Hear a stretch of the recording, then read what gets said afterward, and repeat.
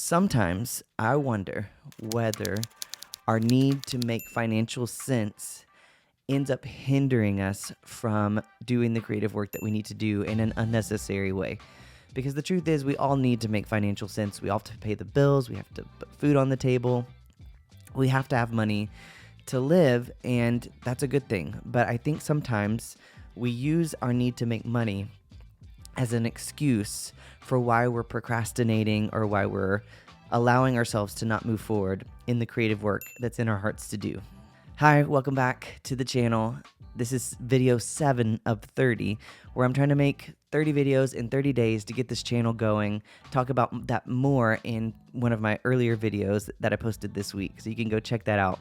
Thank you for coming back. If you came back and if you're here for the first time, welcome. I'm so glad you're here. I love to talk about creativity, entrepreneurship, and faith on this channel and how all of those three things even work together. And today I want to talk to you about money. If you catch yesterday's video, I told you I was actually going to be talking more about self-promotion today, about sharing your work, and about finding your audience. I love talking about all of those things, and I will talk about those things in future videos. But as I thought about today's video, I just thought, I really don't want to talk about that today. I kind of want to talk about money today. And so I changed the plan, and that's what we're going to do. We're going to talk about money. Just a disclaimer, and something I'll talk about in future videos. I think that money is a really positive thing. I think it's a really good goal to have. I think it's a really good indicator of the value that you're creating as a creator if you want to try to make income from your creative work.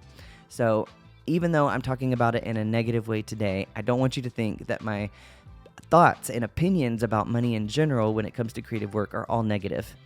But I do want to start by just asking you to consider whether or not you are allowing money to stop you unnecessarily from moving forward in your creative pursuits, and whether or not you're using it as an excuse to justify why you're not doing your creative work. The problem is that we often think that orbiting our work lives around only the criteria of financial gain, we think that that's a really wise thing to do, when in reality, I think it's actually what causes us to make a lot of poor decisions when it comes to our lifestyle and when it comes to our work.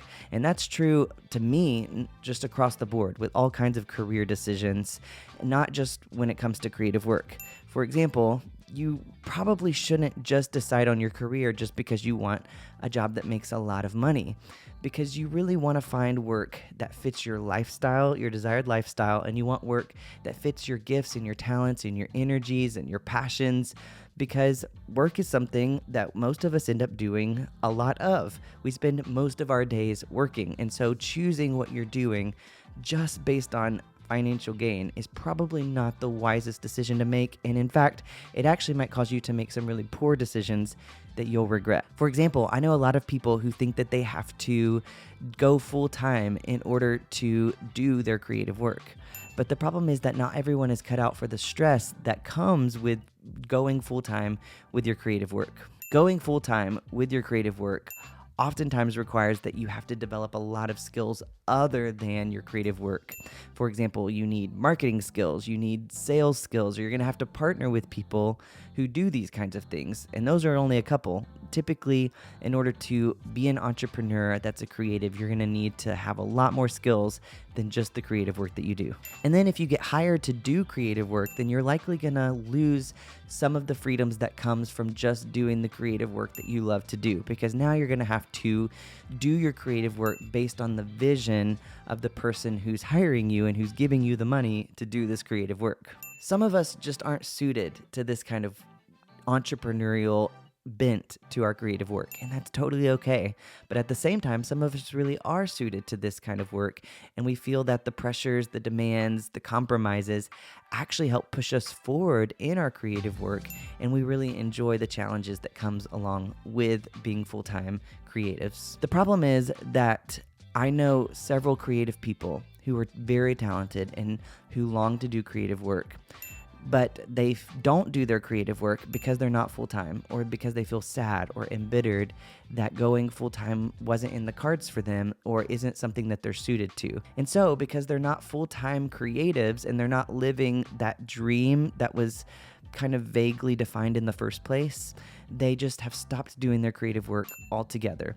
And so their whole life and their whole work and their whole decisions on what they're doing with their creative work revolves around their finances in a way that I think is unfortunate. Just because you can't be full-time in your creative work doesn't mean that you should stop doing your creative work altogether. On the other side of the coin, sometimes our need to make financial sense keeps us stuck in a job that we hate and that makes us miserable. We tell ourselves that we're being financially responsible, but the truth is that we're just simply not being brave and we're not being willing to take smart risks. One of the most common ways we kill our creative spirit is by filling our lives with what seems like reasonable responsibilities, but we leave ourselves little time to do what's in our hearts to do creatively.